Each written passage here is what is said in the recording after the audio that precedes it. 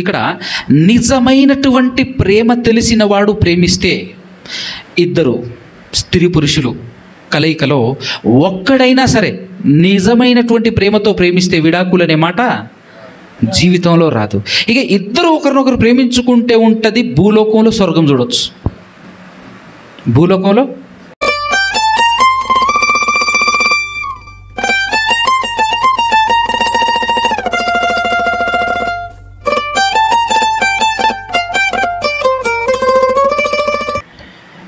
సర్వోన్నతుడు, సర్వాధికారి, సమస్త సృష్టిని సృష్టించిన మనందరి కనతండ్రి అయినటువంటి ఆ ఏకైక దేవదేవునికి, ఆయన కుమారుడు, మన రక్షకుడు యేసుక్రీస్తు ప్రభుల వారి ద్వారా స్తుతి స్తోత్రాలు, కృతజ్ఞతాస్తుతులు చెల్లించుచున్నాను. అదేవిధముగా ఆయన మాటలు వినబడినటువంటి మాటలను హృదయంలో పదిలపరుచుకొని వాటి ప్రకారంగా బ్రతకాలి, నడవాలి అనే ఆలోచన, ఆశ కలిగి వచ్చి కూర్చున్నటువంటి మీ అందరికీ కూడా క్రీస్తు పేరటనే నాకు శుభములు, వందనాలు తెలియజేస్తూ ఉన్నాను. జాగ్రత్తగా కొన్ని మాటలు మనం ఆలోచన చేద్దాం. రాత్రి ఒక చక్కటి విషయాన్ని మనం నేర్చుకున్నాము. ఏం నేర్చుకున్నామో ఒక్కసారి మీ నోటితో మీరు చెబితే బాగుంటుంది అని అనుకుంటున్నాను. దేవుడు మెచ్చే కుటుంబం ఎలా ఉంటుంది అనేటటువంటి విషయాలు రాత్రి దేవుడు మనతో ఆయన ద్వారా మాట్లాడటం జరిగింది. దేవుడు మెచ్చే కుటుంబం ఎలా ఉంటుంది అని అంటే, ఒకటే మాటలో చెప్పాలి అని అనుకుంటే, దేవుడు ఎలా బ్రతకమని ఆజ్ఞాపించాడో అలా బ్రతికితే ఆయనకిష్టం. భార్యతో చెప్పాడు, అమ్మ ప్రతి విషయంలో నువ్వు నీ భర్తకు లోబడాలి, ప్రతి విషయంలో లోబడాలి అని చెప్పాడు. భర్తతో చెప్పాడు, నాయనా నువ్వు నీ భార్యను ప్రేమించాలి అన్నాడు. పిల్లలతో అన్నాడు, మీరు మీ తల్లిదండ్రులను సన్మానించాలి అన్నాడు. తల్లిదండ్రులతో అన్నాడు, మీ పిల్లలని ప్రభువు బోధలో పెంచండి. ఆయన ఏదైతే చెప్పాడో ఈ చెప్పినటువంటి మాటల ప్రకారంగా మన కుటుంబం నడిస్తే బాగుంటుంది.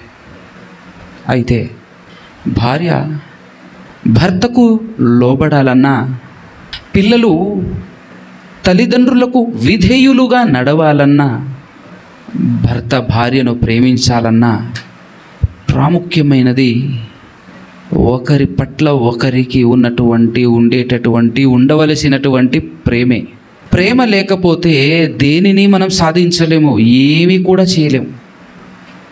ప్రేమ లేకపోతే కుటుంబమే ప్రాముఖ్యం, ప్రాధాన్యం.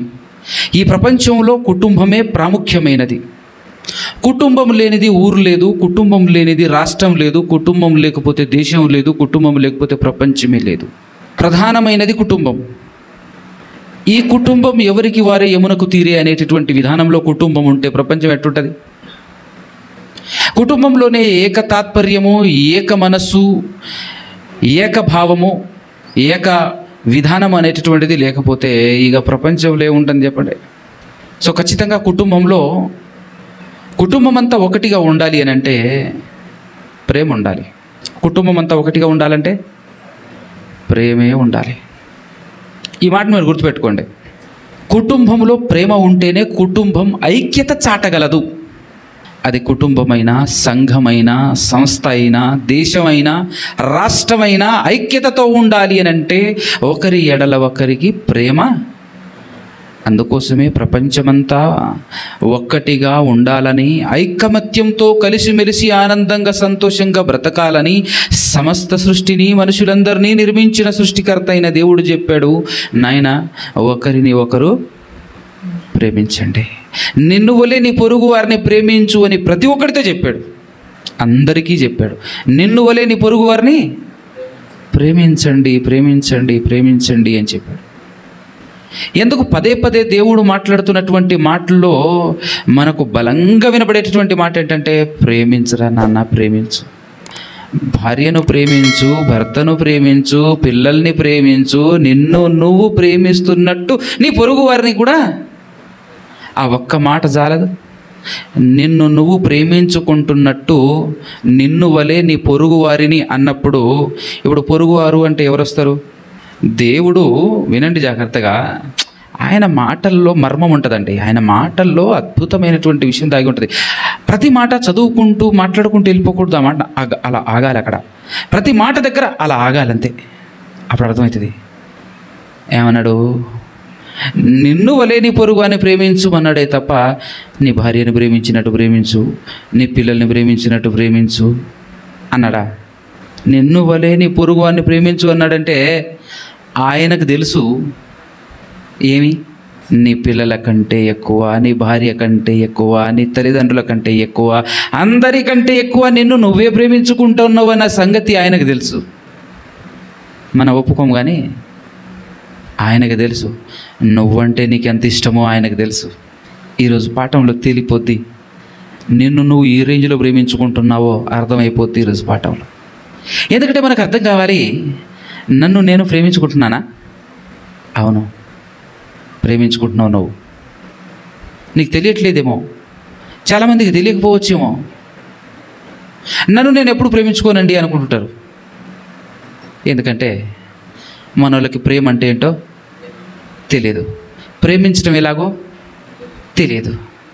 ఈ ప్రపంచంలో ఎవరికీ తెలియదు. విచిత్రం ఏంటో తెలుసా? అందరూ ప్రేమిస్తున్నారు. ఎవరిని? వాళ్ళను వాళ్ళే ప్రేమించుకుంటున్నారు. కానీ వాళ్ళని వాళ్ళు ప్రేమించుకుంటున్నామన్న సంగతి వాళ్ళకి తెలియదు. అది విడ్డూరం. కానీ వాళ్ళను వాళ్ళు ప్రేమించుకుంటున్నప్పటికీ వాళ్లకు తెలియదు ప్రేమ. అందుకోసమే ఇతరులను ఎలా ప్రేమిస్తారు తెలుసా వాళ్ళు? ఈరోజు ప్రపంచంలో ఉన్న ప్రతి మనిషి ఇతరులను ఎలా ప్రేమిస్తారు తెలుసా? ఒక యవ్వన కాలంలో ఉన్నటువంటి పిల్లల దగ్గర చూస్తుంటాం మనం. ఒక అమ్మాయి తెల్ల తోలేసుకొని అందంగా, గుండ్రంగా, నిండుగా కనబడింది అనుకోండి, అబ్బా మనసులో అనుకుంటాడు, ఎంత బాగుందిరా, ఏముందిరా అనుకుంటాడు లోపట. కానీ బయట ఏమంటాడు? ఏ పువ్వో ఏదో వాడికి తోచింది గిఫ్టో పట్టుకొచ్చేసి ఇస్తాడు. ఏంది ఇస్తున్నావు అని అంటే ఐ లవ్ యూ అంటాడు ఇంగ్లీష్లో. అంటే నేను నిన్ను ప్రేమిస్తున్నాను. ప్రేమించడం అంటే నోటితో నేను నిన్ను ప్రేమిస్తున్నాను. ఒరిజినల్గా ఏముంది వాడి హృదయంలో? ఏం చూశాడాడు? తెల్ల తోలు, అందంగా కనపడించే రూపం చూసేసి నేను నిన్ను ప్రేమిస్తున్నాను అన్నాడు. నల్ల అమ్మాయి, ఆవిడ కూడా అమ్మాయే. అక్కడికి వెళ్ళి చెప్పమను ఐ లవ్ యూ. అబ్బే ఛీ నేను చెప్పనే అంటాడు. అంటే ఏం చూసినవురా నువ్వు? ఏం చూసినావు నువ్వు? అసలు ప్రేమ అంటే ఏంటో తెలుసా నీకు? ఈరోజండి సమాజంలో కనబడుతున్నటువంటి విధానం ఇలానే. దేవుడు చెప్పాడు స్త్రీల గురించి, మీరు నేర్చుకోవాలి. మరి ముఖ్యంగా దివ్య నేర్చుకోవాలి. అబ్బో బయట ప్రపంచంలో పనిహిమాల్లో చాలామంది ఉన్నారు. ఏం తెలుసుకోవాలి అని అంటే దేవుడే చెప్పాడు మీ గురించి. స్త్రీలట బహుబలహీన ఘటమట. బలహీన ఘటం కూడా కాదు, బహుబలహీనమైన, అంటే చాలా బలహీనమైనటువంటి ఘటం. అంటే నువ్వంటే చచ్చిపోతా, నువ్వంటే నాకు ప్రాణం అంటాడు. వాడి బొంద అడిగేమో అసలు ప్రేమ అంటే తెలుసా వాడికి? ఆ మాట అనగానే స్త్రీలు టప్పుక్కుమని పడిపోతారు. నేను నిన్ను ప్రేమిస్తున్నాను అని ఒక స్కూటీ కొనిపించటము, బాగా డబ్బులు ఉన్నాడైతే, అరే స్కూటీయే కొనిపించాడంటే నేనంటే ఎంత ప్రేమరా వీడికి అని అనుకుంటుంది అమాయకురాలు. ఎందుకంటే ఆవిడకి కూడా తెలియదు ప్రేమ అంటే ఏంటో. ఇంకా విచిత్రం ఏంటో తెలుసా? మనుషులు ఎలా బ్రతుకుతున్నారంటే జంతువులు నయం అనిపిస్తుంది. అవునా కదా? ఇప్పుడు ప్రేమను నేర్చుకోవాలి మనం. బడికి వెళ్ళి ఏం నేర్చుకుంటాం? చదువు నేర్చుకుంటాం. సార్ ఏం చెప్తున్నాడు, పుస్తకంలో ఏముంది, ఎవరి గురించి చెప్తున్నాడు కదా? చంద్రుడి గురించి చెప్పినప్పుడు చంద్రుడి గురించి, సూర్యుడి గురించి చెప్పినప్పుడు సూర్యుడి గురించి, కప్ప గురించి చెప్పినప్పుడు కప్ప గురించి, పాము గురించి చెప్పినప్పుడు పాము గురించి, పాము అట్టరా ఇట్టరా అట్లంటరా అట్లా అర్థం చేసుకుంటున్నావు కదా నువ్వు. అవునా కదా? అలాగే తిండి తినేటప్పుడు ఏం తింటున్నాం, ఏ కూర తింటున్నాం అవగాహన ఉంటుంది కదా. మనం చేసే ప్రతి పని మీద, స్నానం చేసేటప్పుడు కానీ, ప్రతి పని చేసేటప్పుడు, బ్రష్ చేసేటప్పుడు కానీ మనకు ఫీల్ కలుగుతుంది కదా. బ్రష్ చేస్తూ ఉంటాం, ఎస్ క్లీన్ అయింది అనిపించేంత వరకు మనం ఏం చేస్తాం? రుద్దుతాం కదా. ఒక ఫీల్ వస్తుంది అక్కడ. మరి అలాంటప్పుడు ప్రేమను అర్థం చేసుకోరేందుకు? ప్రేమను నేర్చుకోరేందుకు? ప్రేమ అంటే ఎలా ఉంటుందో తెలుసుకోరే ఎందుకు? ఎవరు చెప్తారండి మాకు ప్రేమ గురించి అనుకుంటున్నారా? యవ్వనస్తులు దొరికితే, ఇట్లాంటి దొరికితే తాడుతో చెట్టు కట్టేసి కొట్టుకుంటూ చెప్పాలి ప్రేమ గురించి అనిపిస్తుంది నాకు. ఎందుకో తెలిసిన? ఒరే ఐ లవ్ యూ అని వాడు చెప్పాడు, ఐ లవ్ యూ అని ఆవిడెవరో వచ్చి చెప్పింది, నువ్వు టుపుక్కుమని పడిపోయి కనెక్ట్ అయిపోయినావు, అది ప్రేమారా? ఇప్పుడు ఒక్క మాట అడుగు, ఒక్క మాట నేను ఒక ప్రశ్న వేస్తాను, నువ్వు చెప్పురా అనాలి. అమ్మాయినో అబ్బాయినో నువ్వు చెప్పు. ఏంది అని అంటే, నిన్ను మీ అమ్మ ప్రేమిస్తుందా లేదా చెప్పురా నువ్వు అనాలి. ఏం చెప్తుంది? ప్రేమిస్తుంది అని కదా. ఏనాడైనా ఐ లవ్ యూ చెప్పిందారా? ఏనాడైనా చెప్పిందా? మరి ప్రేమిస్తుందని ఎట్ట చెప్పినవురా? ప్రేమిస్తుందని ఎట్ట చెప్పినావు నువ్వు? అమ్మాయి అయితే అమ్మాయిని అడగాలి. మీ నాన్న నిన్ను ప్రేమిస్తున్నాడంటే చాలా ప్రేమిస్తున్నాడు, మరి ఏనాడైనా ఐ లవ్ యూ చెప్పిండా? చెప్పలే. ప్రేమిస్తున్నాడా నీకు తెలిసిందా? తెలుసు. ఎటు తెలిసింది? అదంతా ఆలోచించుకుంటే నీకు ఎంతో కొంతైనా ప్రేమ గురించి అవగాహన ఉంటుంది కదా. వీడేమైనా చేసిండు అట్లాంటి? ఏమి చేయకపోయిందనే వీడు ప్రేమించాడు అని చెప్పేసి అట్టెట్ట పడిపోయినావు, అట్టెట్ట ఆలోచించినావు. పైగా నీ పిచ్చి బుర్రతో ఆలోచించి వాడెవడో ప్రేమించాడు, ప్రాణాల కంటే ఎక్కువ నన్ను ప్రేమిస్తున్నాడు, నేనంటే పిచ్చి ఇష్టం వాడికి అని ఇంటికి వచ్చేసి తల్లిదండ్రులతో గొడవ పడతావే. తల్లిదండ్రులతో యుద్ధం చేసి గొడవ చేసి నన్ను మీరు అర్థం చేసుకోవట్లేరు, నా కోసం మీరు ఏం చేయట్లేరు, ఇది అది అని చెప్పేసి వెళ్ళిపోద్ది. వాడు నన్ను బాగా చూసుకుంటాడే వెళ్ళిపోద్ది. వెళ్ళిపోయిన తర్వాత 1 సంవత్సరం I love you baby, I love you sweety, I love you అని చెప్పేసి 4 మాటలు అది ఇది చెప్పుకుంటూ 1-2 సంవత్సరాలు గడుస్తారు. అప్పటికేమైద్ది? వాడి ఆశ తీరిపోద్ది, వాడి మోజు తీరిపోద్ది. ఆ తర్వాత చుక్కలు చందమామలు పట్టపగలే చూపిస్తుంటాడు. 2 సంవత్సరాల్లోనే తేలిపోద్ది. ఆ తర్వాత వాడు చూపించే చుక్కలు చూడలేక తిరిగి అమ్మ నాన్న వైపు రాలేక అవస్థలు పడుతుంటుంది. ఎవడికి చెప్పుకోలేని బాధలు భరిస్తుంటుంది. భరిస్తూ సహిస్తూ తప్పదు, ఇంకా చేసేదే ఉంది. అనుభవించాలే, చేసుకున్నాను, తల్లిదండ్రులను కాదని వచ్చేసాను అని చెప్పేసి. రియల్గా జరిగినటువంటి స్టోరీ ఏంటో తెలుసా? ఇలానే ఒక అందమైన అమ్మాయి హైదరాబాదులోనే జరిగింది. చాలా అందమైనటువంటి అమ్మాయి, బుద్ధిగా చదువుకోవాలి, తనకు డ్యాన్స్ అంటే ఇష్టమని డ్యాన్స్ క్లాస్లో జాయిన్ అయిందంత. డ్యాన్స్ క్లాస్లో జాయిన్ అయితే అక్కడో పోకిరిగాడు తగిలిండు. వాడు చుట్టూరా తిరిగి తిరిగి తిరిగి తిరిగి తిరిగి తిరిగి దగ్గర సంవత్సరం తిరిగాడట. నువ్వంటే ఇష్టం. వీడి కోసం, వీడు చేసే చిలిపి చేష్టలు, వీడు చేసే పరిమాల చేష్టల కోసం మిగతా అమ్మాయిలు చాలామంది ఈయన కోసం వస్తే ఈయన వాళ్ళందరినీ వదిలేసి ఈ అమ్మాయి చుట్టూ తిరుగుతూ, నా గురించి తెలుసా నీకు, ఎంతమంది అమ్మాయిలు వస్తారు, వాళ్ళందరినీ కాదని నీ అంట పడుతున్నానంటే నేను నిన్ను ఎంత ప్రేమిస్తున్నాను అని అలా మాట్లాడటంతో ఈయన నన్ను సిన్సియర్గా ప్రేమిస్తున్నాడు కావచ్చు అని చెప్పేసి సరే అన్నది. సరే అనడంతో మా ఇంట్లో ఒప్పుకోవట్లేరు నేను నిన్ను చేసుకోవటం అని అబ్బాయి చెప్పిండు. మరి ఏం చేద్దాం, మనమిద్దరం హైదరాబాద్లోనే ఉందాం, ఏదో గుడికి వెళ్దాం, తాళి కట్టేసుకుందాం, పెళ్లి చేసుకుందాం, రూమ్ తీసుకుందాం, ఉందామని చెప్పేసి అలా సరే అని సాగిపోయింది. ఫోటో తీసేది ఎవరు, పెద్దోళ్ళు ఎవరు, ఖాళీగా ఉన్న గుడి దగ్గరికి వెళ్ళి ఏదో కట్టేసుకొని పసుపు తాడు కట్టేసుకొని వచ్చేసారు. సంవత్సరం తర్వాత ఆ పిల్ల గర్భవతి అయింది. మనోడికి ఇప్పుడు పెళ్ళి అయినట్టు ఇంటికాడ తెలియదు అనేటటువంటి ఇది కదా. మా ఇంటికి వెళ్తున్నా అని వెళ్తాడు, వస్తాడు. ఈ పిల్ల ఏదో జాబ్ చేస్తుంది, జాబ్ చేస్తూ ఈ పిల్ల బ్రతుకుతుంది. వాడు రావటం పోవటం, ఇంటికి పోయేస్తా అని చెప్పేసి ఇంటికి పోవటం రావటం. సంవత్సరం తర్వాత గర్భం లాస్ట్ మంత్ డెలివరీ చేయాలి అని అన్నప్పుడు మనోడు ఫోటో చూపిస్తున్నాడట. పెళ్లి చేసుకున్న అమ్మాయికి ఫోటో చూపిస్తున్నాడు. ఏ ఫోటో చూపిస్తున్నాడో తెలుసా? వాడి భార్య, వాడికి 2 పిల్లలు, వాళ్ళ ఫోటో చూపిస్తున్నాడట. అంటే ఈవిడ కంటే ముందు ఎప్పుడో పెళ్లి చేసుకున్నాడు, మనోడికి పిల్లలు కూడా ఉన్నారు. ఇప్పుడు ఈవిని ఏం చేయాలి? వీళ్ళిద్దరు పెళ్లి చేసుకుంటున్నట్టు కనీసం వీళ్ళ తల్లిదండ్రులకు తెలియదు, వాళ్ళ తల్లిదండ్రులకు తెలియదు. ఈవిడ పరిస్థితి ఏంది ఆలోచన చేయండి. ఇక ఆవిడ ఆర్తనాదం ఎవరు వినాలే? నన్ను ఎందుకురా మోసం చేసినావు నువ్వు అని కాలర్ పట్టుకుంటే, నేను ఇంతే, నేను ఇలానే, ఉంటే ఉండు లేకపోతే దొబ్బయ్య అని ఆ రోజు మాట్లాడుతున్నాడు.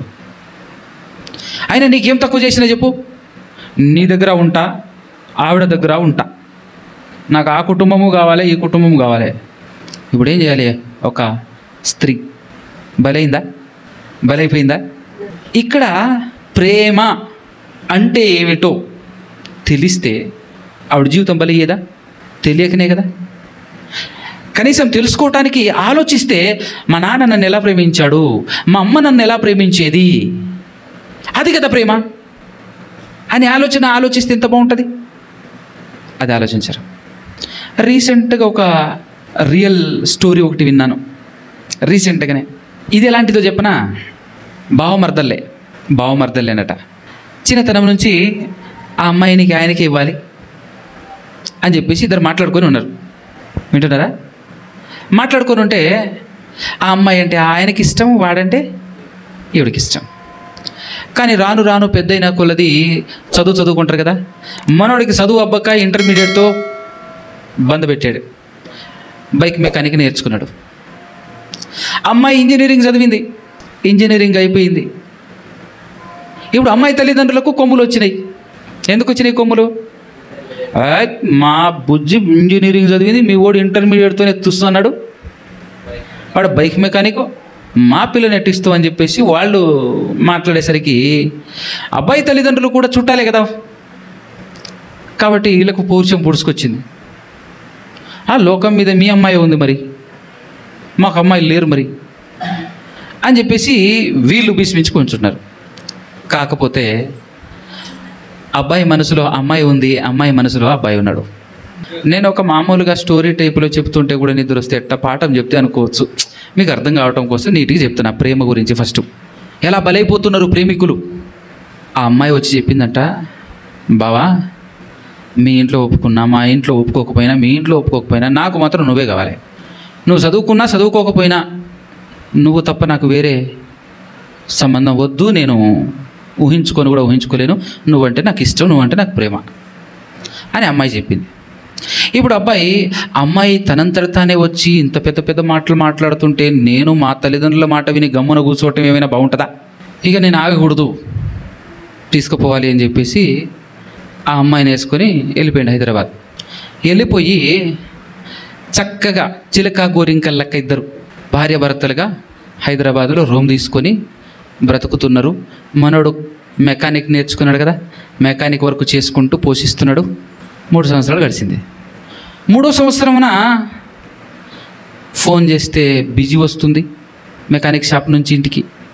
సడన్గా ఎప్పుడైనా ఫోన్ కలిస్తే పెద్దగా మాట్లాడట్లేదు. ఏంది, తిన్నా, చేసినా, అది ఇదని అంటుంది.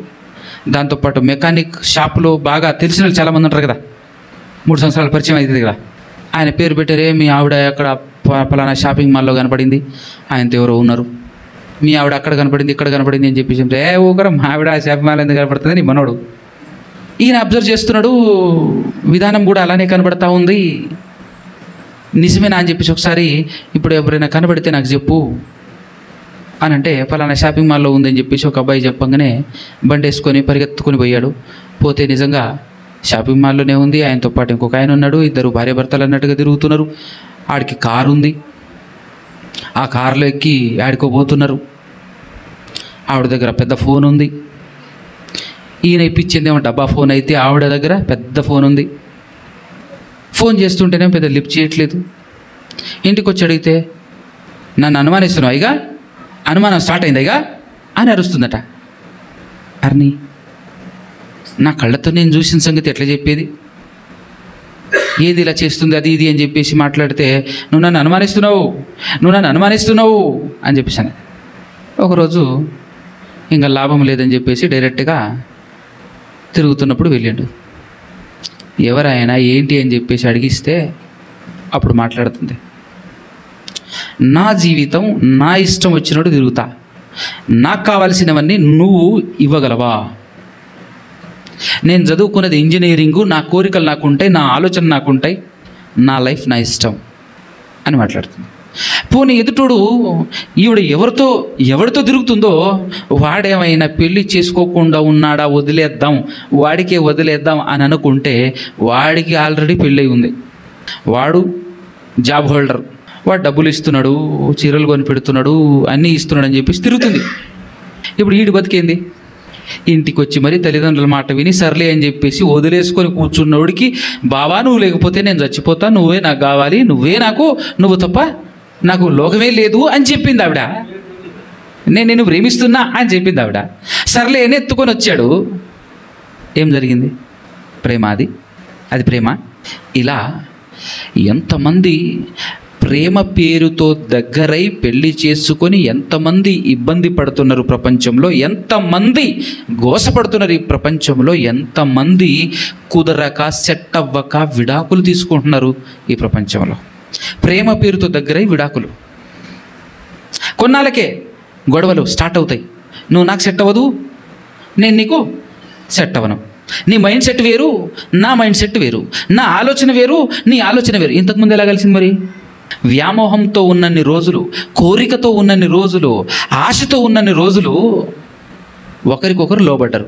ఆశ తీరిన తర్వాత, కోరికలు తీరిన తర్వాత, నువ్వు నా మాట వినట్లేవు అంటే నా మాట వినట్లేవు, నువ్వు నా మాట ప్రకారం బతకట్లేవు అంటే నువ్వు నా మాట ప్రకారం బతకట్లేవు, నువ్వు నా మాటను వినట్లేవు అంటే నా మాటను వినట్లేవు అని చెప్పేసి గొడవ స్టార్ట్. ఆ గొడవ చినిగి చాటంతయి ఏమవుతుంది? విడాకులు. ఏమరా ప్రేమించి పెళ్లి చేసుకుంటారట, విడాకులు ఏందిరా అదంటే, ఆ పిల్ల నాకు సెట్ అవ్వదు బాబాయ్ అంటాడు వీడు.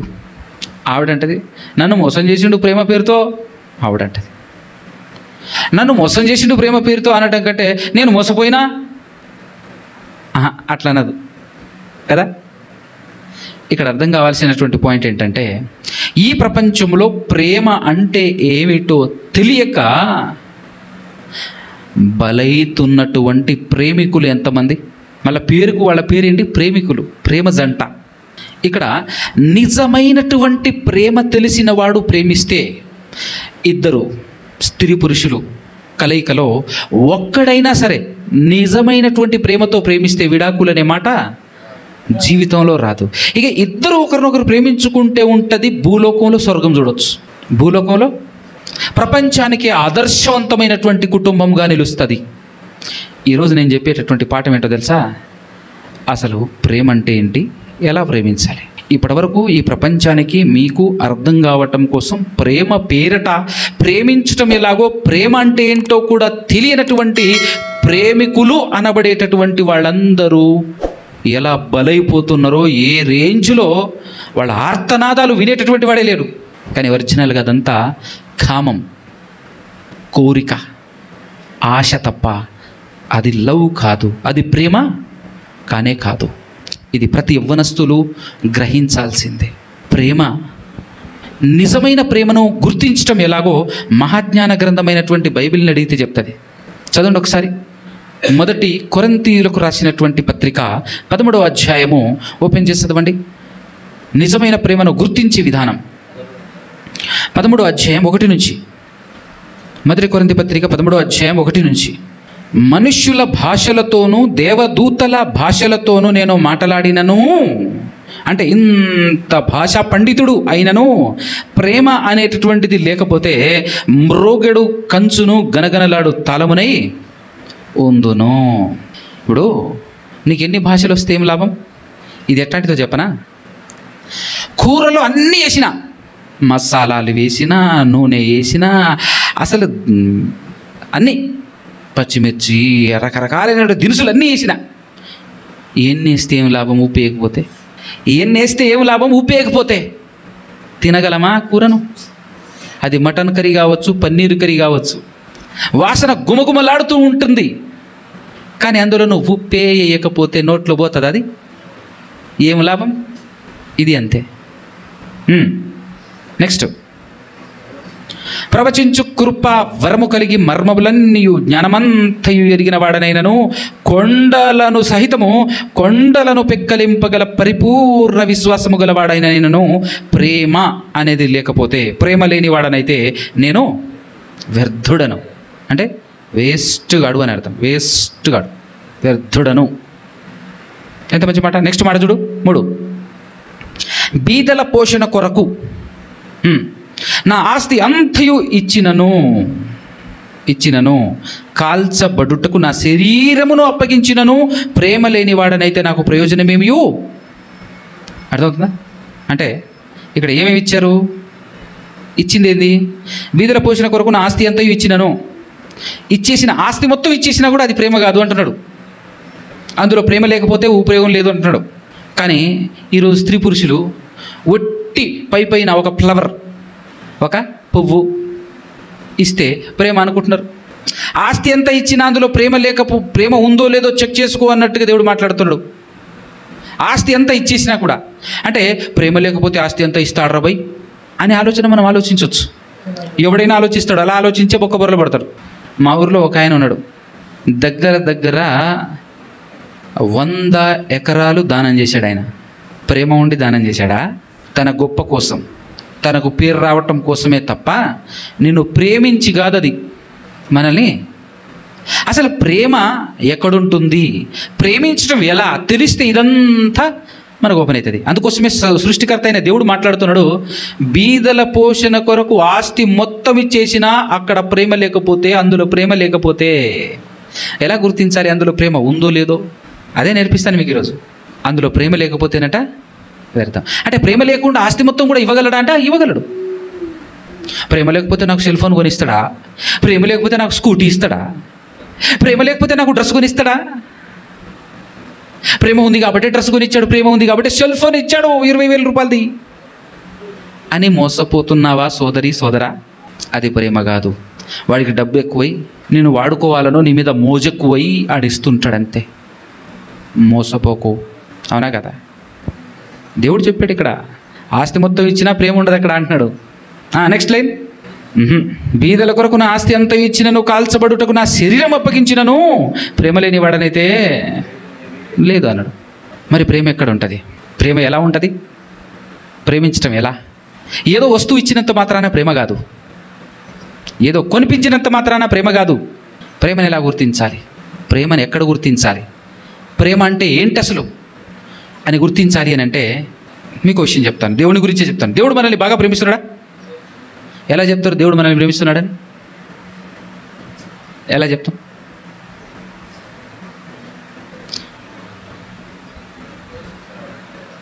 మనల్ని పోషిస్తున్నాడు, మన కోసం భూమి ఇచ్చాడు, మన కోసం ఆకాశం ఇచ్చాడు, మన కోసం గాలి ఇచ్చాడు, మన కోసం శరీరం ఇచ్చాడు కాబట్టి ప్రేమిస్తున్నాడా? దేవుడు బైబిల్లో ఇదిగో ఇందులో మాత్రమే ప్రేమ ఉంది అని ఒకచోటే చెప్పాడు, ఒక విషయంలోనే చెప్పాడు. ఈ ప్రపంచంలో ఆయన ఇవ్వనిది మన దగ్గర ఏం లేదు, మొత్తం ఆయన ఇచ్చిందే.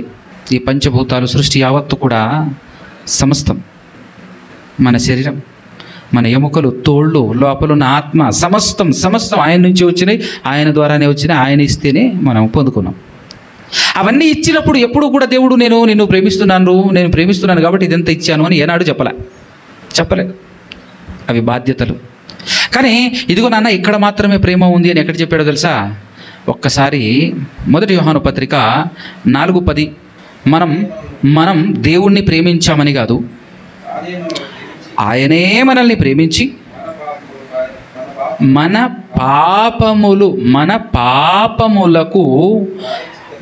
పాపములకు ప్రాయశ్చిత్తమై ఉండుటకు. ఎందుకు? మన పాపాలను క్షమించటానికి, మన పాపాలకు ప్రాయశ్చిత్తమై ఉండుటకు తన కుమారుణ్ణి పంపెను. ఎక్కడుందట ప్రేమ? ఇందులో ప్రేమ ఉంది అంటే అర్థం ఏంటో తెలుసా? ప్రేమ ఇక్కడ ఓన్లీ ఉట్టిగానే తన కుమారుణ్ణి ఇచ్చినందుకు కాదు ప్రేమ. తన కుమారుణ్ణి ఇవ్వటంలో ఉండే ఒక మెయిన్ పర్పస్ ఉంది. ఎందుకంటే మనం 1 కొరింథీ పత్రిక 13వ అధ్యాయంలో ఒక మాట చదివాం, కాల్చబడుటకు తన శరీరము ఇచ్చినను. అక్కడ ప్రేమ లేనితనం కూడా ఉంటుంది. ప్రేమతో ఇచ్చేయచ్చు, ప్రేమ లేకుండా కూడా ఇవ్వచ్చు. అయితే అందులో ప్రేమ ఉండాలి అని అంటే, ప్రేమతో నీ శరీరం ఇవ్వాలి అని అంటే ఏం జరగాలి అక్కడ? ప్రేమను గుర్తించే క్రియ, ప్రేమను రిప్రజెంట్ చేయగలిగేటటువంటి క్రియ. ఇదిగో నేను ఇది చేశాను కాబట్టి దీన్ని బట్టి నేను నిన్ను ప్రేమిస్తున్నానని గుర్తించు అని చెప్పగలిగే పని ఏంటిది అని అంటే, ఇప్పుడు నా ఎడల మీరు ఒక తప్పు మాట అన్నారు, లేదా నా ఎడల నువ్వు తప్పు చేసినావు, అప్పుడు జనరల్గా లోకంలో ఏం జరుగుతుంది? నా గురించి లక్ష్మణ్ అన్న ఇంత పెద్ద మాట అన్నాడురా, నేను వాళ్ళ ఇంటికి పోను, ఆయనతో మాట్లాడను, ఆయన దరిదాపుల్లో కూడా అనుకున్నాను అనుకో, నా దగ్గర ఏం లేదు. అదే ప్రేమ ఉన్నోడు నువ్వు తిట్టినా, నువ్వు కొట్టినా, నువ్వు తప్పుడు మాట మాట్లాడినా నిన్ను క్షమించి నా అన్న, మావోడు, నావాడు అనే బేస్తో ప్రేమ ఉన్నవాడు మరలా క్షమించి కలుసుకుంటాడు. నిన్నెందుకు క్షమించాడు అని అంటే నీ మీద అతనికి ప్రేమ ఉంది కాబట్టి క్షమించాడు. ప్రేమ లేకపోతే అది. ఇప్పుడు మన పట్ల దేవునికి ప్రేమ ఉంది కాబట్టి క్షమించాడు, లేకపోతే క్షమించాడు. అంటే క్షమించటంలో ఉంది ప్రేమ. నిజంగా ప్రేమించేటటువంటి వాడు అస్సలు విడిపోడు, దూరం చెయ్యడు, దూరం పెట్టడు. అర్థమవుతుందా మీకు? ప్రేమ అర్థమవుతుందా? ఎప్పుడు నువ్వు వేరు నేను వేరు అని అస్సలు మాట్లాడడు, చూడడు, చెయ్యడు, అలాంటి పనులే చేయడు ప్రేమ ఉన్నోడు. నువ్వు ఎలాంటి పెద్ద మిస్టేక్ చేసినా, ఎలాంటి తప్పు చేసినా కూడా దాన్ని కవర్ చేయడానికే చూస్తాడు, దాన్ని పక్కకు తోసేయడానికే చూస్తాడు. అంతే తప్ప నువ్వు పలానా తప్పు చేసినవని ఆ తప్పును వెదజల్లడు, ఆ తప్పును 10 మందికి చెప్పడు, ఆ తప్పును చెప్పి నిన్ను చులకన చేయడు. నిజంగా నిన్ను ప్రేమించేటోడైతే. అర్థం కావాలి ఇక్కడ ప్రేమ. మీకు ఇంకా డీప్గా అర్థం కావటం కోసం ఇంకొన్ని వచనాలు చూపిస్తాను, భలే అర్థమవుతుంది, టేస్ట్ కూడా అది ప్రేమ అంటే ఏంటో. ఈ రోజుల్లో భార్య భర్తలు కూడా ఎందుకు విడిపోతున్నారు? ఏవో చిన్న గొడవలు, చిన్న గొడవలే. ఐ లవ్ యూ అనుకుంటూ ప్రేమించుకుని పెళ్లి చేసుకుంటారు కదా, అది ప్రేమ. చిన్న గొడవలు వస్తాయి, ఆ గొడవలకేనా? ఆ గొడవలకే నువ్వు నాకు సెట్ అవ్వవు, నేను నీకు సెట్ అవ్వను, నువ్వు వేరు నేను వేరు, అవసరం లేదు, విడాకులు తీసుకుందాం. తేలిపోలే, అది ప్రేమ కాదని. ప్రేమను చూపించే ఏకైక పని, ప్రేమను రిప్రజెంట్ చేసే ఏకైక పని క్షమించటం. నువ్వు ఏ తప్పు చేసినా కూడా, భార్య ఏ తప్పు చేసినా కూడా క్షమించి గుండెనత్తుకునేవాడే నిజమైన ప్రేమికుడు, ప్రేమించే భర్త. భర్త ఎలాంటి తప్పు చేసినా కూడా 10 మందిలో పిలిచి పంచాది పెట్టి మరి 10 మందిలో వీడి తూతు అనిపించాలి అనేటటువంటి ఆలోచన పల్లెటూళ్ళల్లోనూ బయట బాగా ఉంటుంది కదా. ప్రేమ ఉంటే ఆ భార్య ఆ పని చేస్తుందా? నా భర్త ఎప్పుడు గొప్పగానే ఉండాలని చూస్తుంది, ప్రేమించే భార్య అయితే చెప్తున్నా. నేను అలాంటి స్త్రీలను చూసినాను, అలాంటి పురుషులను కూడా చూసిన, ప్రేమించేటటువంటి వాళ్ళు. మా సరౌండింగ్లోనే ఒక సహోదరి ఉంటుంది, తన భర్తను బాగా ప్రేమిస్తుంది. ఆ భర్త ఎట్లా కొడతాడు తెలుసా? పిచ్చ కొట్టుడు కొడతాడు. ఎంత కొట్టినా కూడా, ఎన్నోసార్లు కొట్టాడు నాకు తెలిసి, దేంతో కొడుతున్నాడో చూడ్డు, ఎక్కడ పడుతుందో దెబ్బ కూడా చూడ్డు, ఆ రేంజ్లో పడతాడు. అయినా కూడా ఏనాడు అమ్మా ఈరోజు మా ఆయన నన్ను బాగా కొట్టిండు అని కానీ, నన్ను ఏదో చేసిండు, కొట్టిండు, తిట్టిండు అని కానీ తల్లిదండ్రులకు ఒక్క మాట అంటే ఒక్క మాట చెప్పలే. తల్లిదండ్రుల దగ్గరికి వెళ్ళేసి ఏం చెప్తా తెలుసు తన భర్త గురించి? మా ఆయన. తల్లిదండ్రుల హృదయంలో ఇప్పుడు ఈయన స్థాయి ఎట్లుంటుంది అంటే, మా అల్లుడు గ్రేట్, మా అమ్మాయిని కనీసం టచ్ కూడా చేయకుండా పెంచుతున్నాడు, అది ప్రేమ. మనోడు దాన్ని లేట్గా తెలుసుకున్నాడు. మేము కూడా చెప్పాం, ఇలాంటి అమ్మాయి దొరకదురా అందరికీ, ఈ రేంజ్లో కొడితే మేమే కనుక మా భార్యలను కొడితే పంజనామా చేస్తుంది ప్రపంచంలో, పరువు మొత్తం గాల్లోకి ఇడిసేస్తుంది, పోయి వాళ్ళ ఇంటికి ఆడనో లేకపోతే ఆడనో ప్రశాంతంగా బ్రతికేస్తుంది, మమ్మల్ని దగ్గర కూడా రానియదు. కన్నీ భార్య ఇంత కొట్టినా కూడా నిన్ను విడిచిపెట్టి వెళ్ళట్లేదు చూడు, అదిరా ప్రేమ అంటే. గుర్తించు, గమనించు, ఆ అమ్మాయిని తిరిగి ప్రేమించు. నువ్వు తిరిగి ప్రేమించే ప్రయత్నం చేయి. నువ్వు ఎంత కొట్టినా నిన్ను వదిలిపెట్టి పోను, నువ్వు నాకు కావాలి. ఇంకొక అమ్మాయిని కూడా చూశాను, మా ఇంటి పక్కనే ఉండేది ఒకప్పుడు, మిర్యాలగూడెంలోని. భర్త ఫుట్బాల్ ఆడింది అమ్మాయితో, ఫుట్బాల్ మామూలు కొట్టలేదులే, తలకాయ పగిలింది, ఈ లోపల నుదురు పగిలి కంట్లో నుంచి రక్తం, ఆ రేంజ్లో కొడితే ఆఖరికి తట్టుకోలేక నేనే సలహా ఇచ్చిన, నీ దగ్గర డబ్బులు లేకపోతే చెప్పమ్మా, ఛార్జీకి నేనైనా ఇస్తా కానీ మీ ఇంటికి వెళ్ళిపోన్నా. నేను నాకే బుద్ధి చెప్పింది ఆవిడ. ఏం చెప్పిందో తెలుసా? అన్న, ఇంట్లో మా చెల్లి ఉంది, పెళ్ళి కాని పిల్ల, దాంతోపాటు నేను జీవితంలో ఒకటేసారి పెళ్లి చేసుకోవాలనుకున్నాను. బతికితే ఇతనితోనే బతుకుతా, చస్తే అతని చేతులు చచ్చిపోతా. కానీ మరలా ఇంటికి పోవటం అంటూ జరగదు. ఇంటికి పోతే మంచి మరి అదిగో అతన్ని తీసుకొని పోతా. నాకు దిమ్మ తిరిగింది అసలు. ఏం ప్రేమ తల్లి నీది అనిపించింది. మూర్ఖుడు, దుర్మార్గుడు, వాడు అర్థం చేసుకోలేకపోతున్నాడు అని అనుకున్నాను. కానీ ఖచ్చితంగా ఏదో ఒక రోజు అర్థం చేసుకుంటాడు, అది మాత్రం పక్కా. అదవుతుంది. ఎంత కొట్టినా ఎంత చేసినా కూడా నన్ను విడిచిపెట్టి వెళ్ళట్లేదు, నా గురించి ఎక్కడ తప్పుగా బ్యాడ్గా మాట్లాడలేదు అని బయట చెప్పుకోకపోయినా లోపల ఉప్పొంగిపోతుంటాడు. ఎంతైనా మా ఆవిడ గ్రేటరా అనుకుంటాడు.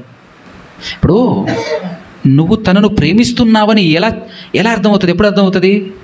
నేను నిన్ను ప్రేమిస్తున్నానని నీకెప్పుడు అర్థమవుతుంది? నువ్వు నన్ను ప్రేమిస్తున్నావని ఎప్పుడు అర్థమవుతుంది?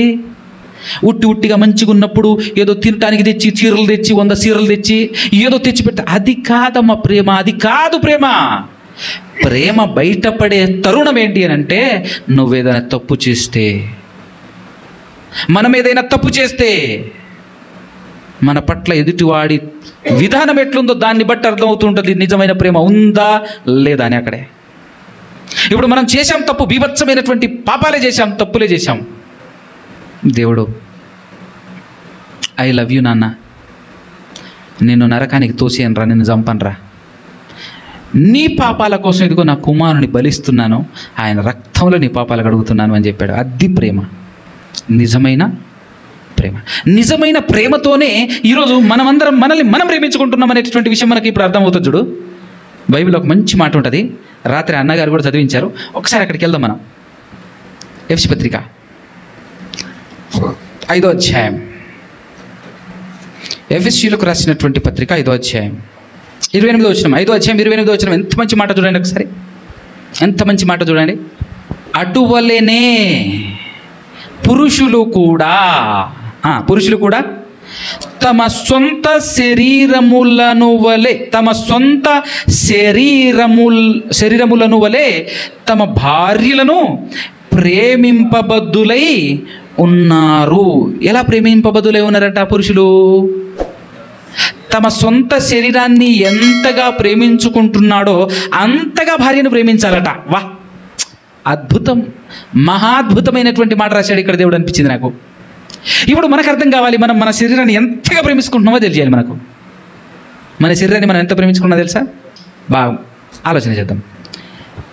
ఈ చెయ్యి మీద బురద 1, 2 ఈ చెయ్యి మీద పడింది అనుకో, అబ్బే ఈ నుంచి నరికిరా అంటావా? నీటికి కడుక్కుంటాం. 1 ఇంకా బాగా దెబ్బ తగిలింది, చెయ్యికి యాక్సిడెంట్ అయింది, బాగా దెబ్బ తగిలింది. ఇప్పుడు యాక్సిడెంట్లోనే ఇప్పుడు డాక్టర్ అంటాడు చేయి తీసేనా అంటాడు. మనం ఏమంటాం? సార్ ఎంత ఖర్చు అయినా పర్లేదు, నా నుండి ఈ చెయ్యిని మాత్రం దూరం చేయకు, ఎన్ని లక్షలైనా పెడతాను సార్. ఎందుకురా అంత ఇష్టం నాకు? మరి చిన్న గొడవ వస్తేనే విడాకులో అన్నవు గారా మీ ఆవిడతో. మన శరీరాన్ని మనం ఎంతగా ప్రేమిస్తున్నాం చూసారా? అలానే ప్రేమించు నీ భార్యను అన్నాడు దేవుడు. కొన్నిసార్లు చేతులు పడిపోతుంటాయి, పెరాలసిస్ వల్లనో దేని వల్లనో ప్రమాదంశత్తువో ఈ చేతులు పనిచేయవు, ఉంటాయి కానీ పనిచేయవు. ఎందుకురా పని చేయని చేయి తీసేరాదురాను ఒప్పుకుంటావా? మనం పని చేయట్లే, ఇట్లనే ఉంటుంది, లేవదు, దేనికి ఉపయోగపడదు. ఎందుకురా నీకు ఆ చెయ్యనంటే? ఏం మాట్లాడుతున్నావు బాబాయ్ నువ్వు? బుద్ధుండి మాట్లాడుతున్నావా నువ్వు? ఏం మాట్లాడుతున్నావు నువ్వు? ఉన్న చేయి తీసేయటం ఇది. అరే దేనికి పనికి రాట్లే మీ ఆవిడ, ఎందుకు రాది, విడాకులు ఇచ్చి రాదురా అంటే, కరెక్ట్ చెప్పినావు బాబాయ్, బలి ఐడియా ఇచ్చినావు బాబాయ్ అంటాడు. అప్పుడు దేనికి పనికి రాట్లే ఎందుకు రాది అని అంటే, బలి ఐడియా ఇచ్చినావు బాబాయ్, నిజమే, ఇచ్చేద్దాం విడాకులు. దానికి ఆవిడని మాత్రం ఇచ్చేస్తావు, దీనికి ఇచ్చేరాదు విడాకులు, దీనికి ఇచ్చేరాదు విడాకులు. శరీరంలో ఏ పార్టుకు దెబ్బ తగిలినా కోసి తీసేస్తానంటే ఏ ఒక్కడని ఒప్పుకుంటాడా? చివరి క్షణం వరకు ఎంత వీలైతే అంత. అక్కడ దాకెందుకు? ఒక సహోదరుడు బోధకుడే చెయ్యి నుంచి విరిగి అవతల పడిపోయింది. అవతల పడిపోతే ఆ చెయ్యిని ఎత్తుకొని పరిగెత్తిండు ఎక్కడికి? హాస్పిటల్కి. మళ్ళీ జాయింట్ చేయండి అయ్య గారు, సార్ జాయింట్ చేయండి సార్, ఎన్ని లక్షలైనా పెడతాం సార్, జాయింట్ చేయండి సార్ మళ్ళీ అని. కంప్లీట్గా విరిగి అవతల పడిపోయిన దాన్ని జాయింట్ చేయమని అంత రిక్వెస్ట్గా అడుగుతున్నావే, మరి నీ భార్య నీతోనే నీ దగ్గరే ఉండేటటువంటి నీ భార్యను ఎందుకు విడగొట్టు విడగొట్టు విడగొట్టు అంటావు? దేవుడు చెప్పిన మాటలో ఉన్న లోతు మనకు అర్థం కావాలి. అసలు ఏం మాట్లాడింది దేవుడు అనిపించేస్తుంది. అసలు నీ సొంత శరీరమునకు వలే అన్నాడు చూడు. నీ సొంత శరీరమునకు వలే ఎవరిని ప్రేమించాలి? వాహ్ వాహ్, అది దేవుని మాట. దుమ్ము లేచిపోద్ది. అసలు మనం మన శరీరాన్ని ఎంత ప్రేమిస్తున్నామో ఇప్పుడు అర్థమవుతుంది చూడు. ఇది నిజమైన ప్రేమ. కాళ్ళకు దెబ్బ తగిలినా, చేతులకు దెబ్బ తగిలినా, ఎంత పెద్ద దెబ్బ తగిలినా. విచిత్రం ఏంటంటే, నేను ఒక తణుకు అనేటటువంటి ప్రాంతం, తణుకు కాదు విజయవాడ, ఏలూరులో దాదాపు 15-20 సంవత్సరాల నుంచి ఈ కాలుకు ఇంత రంధ్రం పడింది. ఒక కాలు కింద అస్సలు బాగా కావట్లే. ఎన్నో లక్షలు పెట్టేశారు. గాయం చుట్టూ పట్టి వేస్తారు చూడు. ఎప్పుడు పట్టి వేసుకొని తిరగటమే, బాధ భరిస్తూ నొప్పి భరిస్తూ. ఎన్ని సంవత్సరాలు అనుకుంటున్నారు? 15 సంవత్సరాలు. చేపలు పట్టేటప్పుడు చేప ముళ్ళు గుచ్చుకుందో సంథింగ్, చేప కొట్టిందట. దాంతో ఒక గాయం అయిపోయింది. ఆ గాయము మానట్లేదు. డాక్టర్లు సలహా ఇచ్చారట, కొంచెమే కదా కింద, కాలు కట్ చేసేస్తే పని అయిపోద్ది, గాయం ఎట్లాగా మానట్లేదు కదా అంటే, భరిస్తా అట్టనే. కాలు తీసేయమంటారు ఏంటి సార్? సమస్య లేదు, నాకు కాలు నా దగ్గరే ఉండాలి, తీసేయటానికి వీల్లేదు అని 15 సంవత్సరాల నుంచి భరిస్తూ సాగుతున్నాడు.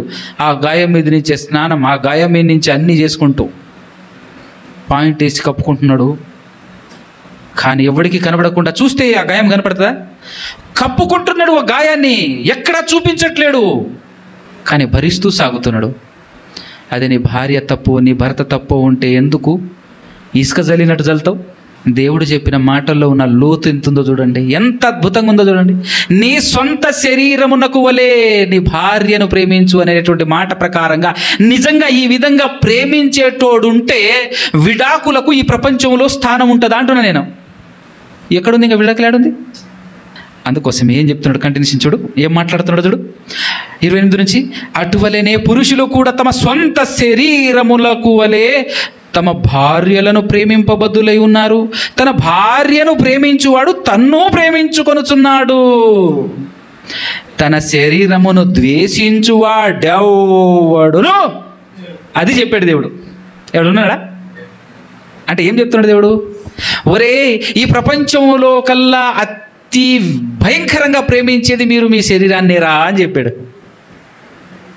దాన్ని ప్రేమించినంతగా మీరు ఎవరిని ప్రేమించలేరు. అందుకోసమే సూటిగా గన్ను పెట్టాడు. నిన్ను నువ్వు ఎలా ప్రేమిస్తున్నావో అలానే ప్రేమించు బిడ్డ నీ భార్యను అన్నాడు. కథం. మనకు అర్థం కావాలంటే మనం చేస్తుందే చెప్పాలి. ప్రతి మనిషి ప్రేమిస్తున్నాడు తనను తాను. ఐ లవ్ యూ అని తీసుకెళ్ళేవరా? ఎలా ప్రేమిస్తున్నావు? ఆవిడ కొంచెం తేడాగా మాట్లాడితే, ఆవిడ కొంచెం తేడా చేస్తే చాలు గుడ్ అంటావు. కానీ నీ శరీరాన్ని నేనాడైనా నువ్వు 2గా చేసుకోవటానికి సిద్ధపడ్డావా? నీ చెయ్యి తీసేస్తావా? కాలు తీసేస్తావా? ఒక చెవి నరికేస్తే ఓకేనా నీకు? ఒప్పుకుంటావా? చెప్తున్నాడు చూడు దేవుడు, నీ సొంత శరీరమునకు వలే ఏమన్నాడు? తన శరీరమును ద్వేషించువాడు ఎవడునూ లేడు, కానీ ప్రతివాడును దానిని పోషించి సంరక్షించుకొనును. అందుకోసమే యేసుక్రీస్తు గురించి మాట్లాడితే ఏమని చెప్తారో తెలుసు ఇక్కడ? యేసుక్రీస్తు కూడా ప్రేమ అంటే ఏంటో ఇక్కడ 25 నుంచి 27 కలిసి ఉంటాయి. ఒకసారి పురుషులారా వినాలి, పురుషులారా మీరును మీ భార్యలను ప్రేమించండి అని చెప్పాడు. చెప్తే ఏమన్నాడు సార్? అదేవిధంగా మీరు మీ భార్యలను ఎలాగైతే ప్రేమిస్తారో అదేవిధంగా అటువల్లనే క్రీస్తు కూడా సంఘాన్ని ప్రేమిస్తున్నాడు. క్రీస్తు కూడా సంఘాన్ని ప్రేమించి ఏం చేస్తున్నాడంట? అది కళంకమైనను ముడత అయినను అటుది మరి ఏదైనాను లేకుండా పరిశుద్ధమైనది గాను నిర్దోషమైనది గాను మహిమగల సంఘము గాను ఆయన తన ఎదుట దానిని నిలువబెట్టుకొనవలెనని వాక్యముతో ఉదక స్నానము చేత దానిని పవిత్రపరిచి పరిశుద్ధపరచుటకై దాని కొరకు తన్ను తాను అప్పగించుకొనెను అనంటే ఆయన తనను తాను ఎంతగా ప్రేమిస్తున్నాడో అంతే రేంజ్లో అంతకంటే ఎక్కువ సంఘాన్ని ప్రేమించాడు చూడు. ఆయన అంతకంటే తనకంటే ఎక్కువ సంఘాన్ని ప్రేమించాడు. అందుకోసమే తనను బలి చేసుకున్నాడు. ఇప్పుడు సంఘం తనకు భార్యగా పోల్చబడింది కదా. తన భార్యను తాను ఎలాగైతే ప్రేమించుకున్నాడో అదేవిధంగా మనం మన భార్యని అలా ప్రేమిస్తే ఉత్తమమైన కుటుంబం అది కాదు, నెంబర్ 1 కుటుంబం అది కాదు. అందుకోసమే ప్రేమ గురించి మనకు తెలిస్తే మనం ఎక్కడ మోసపోం. ప్రేమ అంటే ఇది, ప్రేమ అంటే ఇది. అందుకోసం ఇక్కడ ఇంకొక మాట కూడా ఏమని చెప్తుంటాడు తెలుసా? 33లో చెప్పాడు. 33లో 5వ అధ్యాయం, మెట్టుకు మీలో ప్రతి పురుషుడును తనను వలె అన్నాడు. మళ్ళా ఏమన్నాడు? తనను వలె తన భార్యను ప్రేమింపవలెను. భార్యను ఎలా ప్రేమించాలట? ఇప్పుడు భార్యకి ఏం చెప్పలేదా? ఇప్పుడు భార్య కూడా అంతే ప్రేమించాలిగా, అంతేగా? భార్య కూడా ఎలా ప్రేమించాలి? తన శరీరాన్ని తాను ఎంతగా ప్రేమిస్తున్నదో తను ఎరగాలి, తను తెలుసుకోవాలి. కొంతమంది స్త్రీలు ఉంటారు, నాకు చీర కావాలి, దానికోసం విడాకులు తీసుకున్న వాళ్ళు కూడా ఉన్నారు. ఏం లేరు? ఆఫ్టర్ ఆల్ చీర కోసం ఆ చీరను ప్రేమించే విధానంలో భర్తను ప్రేమిస్తే, కనీసం అట్టనన్నా ప్రేమిస్తే ఎంత బాగుంటుంది. ఆఫ్టర్ ఆల్ చీర కోసం భర్తను వదిలేసిందని అంటే ఏమనాలి ఆవిడ్ని? ఇంకా కొంతమంది ఉంటారు, చీర కోసం గొడవే పడుతుంటారు, ఎల్లప్పుడూ గొడవ. నా జీవితంలో నేను ఒక సహోదరిని చూశాను, తను చక్కగా వాక్యం కూడా చెప్పగలదు, అద్భుతంగా నెంబర్ 1. కానీ చీర కోసం భర్తతో ఎక్కడైనా ఎప్పుడైనా ఎవరున్నా ఎవరు లేకున్నా, ప్లేస్తో సంబంధం లేదు, చుట్టూ ఎవరున్నారనేది సంబంధం లేదు, చీర కోసం ఎక్కడైనా గొడవ పడుతుంది. ఎవరి ముందైనా గొడవ స్టార్ట్. చీర కోసం భర్తతో యుద్ధం చేస్తుంటుంది. ఇంత వాక్యం చెప్పి ఏం ప్రయోజనం? ఫైనల్గా ఆడనే తుస్సుమని మొత్తం. అలాగనే ఏమైనా చీరలు లేవా అని అంటే దగ్గర 300-400 చీరలు ఉంటాయట. 300-400 చీరలు ఉండంగా కూడా ప్రపంచంలో ఎవడైనా నెలకో చీర కొనిపిస్తారా? అన్యులు ఎవరైనా రోజుకో చీర కొనుక్కుంటారేమో, బాగా బలిసిన వాళ్ళు. నాకు తెలియదు అట్టంటి వాళ్ళు అయితే, నేను చూడలేదు. కానీ నెలకో చీర కొనిపి, నెలకు 2 చీరలు కొనిపి, నెలకు 4 చీరలు కొనిపి అని కూడా పడితే ఏమనాలే? ఎంత చదివి ఎంత వాక్యం చెప్పి కూడా ప్రయోజనం ఏమైనా ఉందా? లాభం ఏమైనా ఉందా? అది కూడా చుట్టుపక్కల ఎవరున్నారో కూడా చూసుకోకుండా, ఎవరున్నా సరే వాళ్ళ ముందు కొట్టుకోవటమే, వాళ్ళ ముందు గొడవే, చీర కావాలని. ఆలోచన చేద్దాం. ప్రేమ ఏమిచ్చినా ఇవ్వకపోయినా,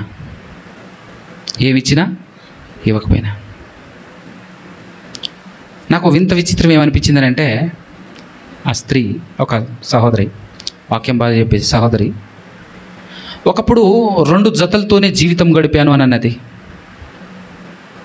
అప్పుడు పెద్దగా క్రీస్తులో లేను, పెద్దగా ఇంత బలంగమైనటువంటి విశ్వాసంతో అప్పుడు లేను.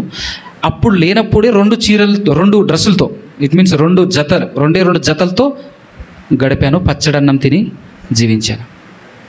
ఇప్పుడు బాగా విశ్వాసం ఉంది, దేవునిలో బాగా ఉన్నాను అనేటటువంటి సమయంలో నెలకు 2 చీరలు అడిగి దానికోసం గొడవ పడితే, అప్పుడు ఆత్మీయతలో ఉన్నట్ట, ఇప్పుడు ఆత్మీయతలో ఉన్నట్ట, అప్పుడు విశ్వాసంలో ఉన్నట్ట, ఇప్పుడు విశ్వాసంలో ఉన్నట్ట, నాకేం అర్థం కాలే. తన సాక్ష్యం చెప్పినప్పుడు విన్నా, ఈ రకంగా దీంతో పోల్చుకుంటే అప్పుడే అసలు బెస్ట్, మంచి ఆత్మీయత అనిపించింది. కాబట్టి నిజమైనటువంటి ప్రేమతో ఉంటే మనకు భూ సంబంధమైనవి వాటి కోసం, దేనికోసం మనం గొడవ పడము. మన పట్ల ఏ సహోదరులు కూడా చెడ్డగా మాట్లాడినా, తప్పుగా మాట్లాడినా, ఎలా మాట్లాడినా కూడా మనం వాళ్ళని ద్వేషించము, దూరం పెట్టం. మనం ఏ ఒక్కరినైనా దూరం పెట్టాము అని అంటే మన దగ్గర 100% ప్రేమ లేనట్టే, ప్రేమే లేనట్టు. ఎందుకంటే మనం ఎన్ని పాపాలు చేస్తున్నామండి దేవుని దృష్టిలో, మనం ఎంత పాపాత్మలం. మరి మనల్ని దూరం పెట్టాడా? మనల్ని దూరం చేస్తున్నాడా? అదండి ప్రేమ. ఈరోజు చిన్న చిన్న తప్పులు చేస్తేనే సహోదరులు తోటి సహోదరుల్ని ప్రేమించలేని దశ, తోటి సహోదరుల్ని ప్రేమించలేని దశ. ఇంకా ఈరోజు సేవకులుగా ఉంటున్నటువంటి వాళ్ళందరూ, సేవకులు కానీ సేవకులు అంటారు కానీ, చేసేటటువంటి ప్రధానమైనటువంటి తప్పు ఏంటంటే, కొంతమంది సహోదరులు రారు, సంఘానికి రారు, మీటింగ్కి రారు, ఏదో కారణాలు ఉంటాయి. కారణాలు చెప్పాడంటే బలహీనుడనే కదా. బలవంతుడు కారణాలు చెప్పడు, పరిగెత్తుకొని వస్తాడు. కారణాలు చెప్పాడంటే బలహీనుడు. బలహీనుడు నువ్వేం చేయాలి? బలహీనుడు మనం ఏం చేయాలి? చూపిస్తా మాట. గల్తీ పత్రికలో మాట ఉంటుంది, 6వ అధ్యాయము, గల్తీ పత్రిక 6వ అధ్యాయం 1 నుంచి. 1 నుంచే, సహోదరులారా, ఒకడు ఏ తప్పిదములోనైనను చిక్కుకొని ఎడల ఆత్మ సంబంధులైన మీలో ప్రతివాడు తానును శోధింపబడుదునేమో అని తన విషయమై చూచుకొనుచు సాత్వికమైన మనసుతోటి వాడిని మంచి దారికి తీసుకుని రావాలను. ఒకని భారమునొకడు భరించి ఇలాగూ క్రీస్తు నియమమును పూర్తిగా నెరవేర్చుడి. అర్థమైందా? అంటే ఎవరైనా పడిపోతే ఏం చేయాలి? మనం బలహీనులు ఏం చేయాలి? ఎక్కువగా ప్రేమించాలి. అతను బలవంతుడయ్యేంత వరకు ప్రేమించాలి. క్షమాపణ అనే పదం గొప్పది.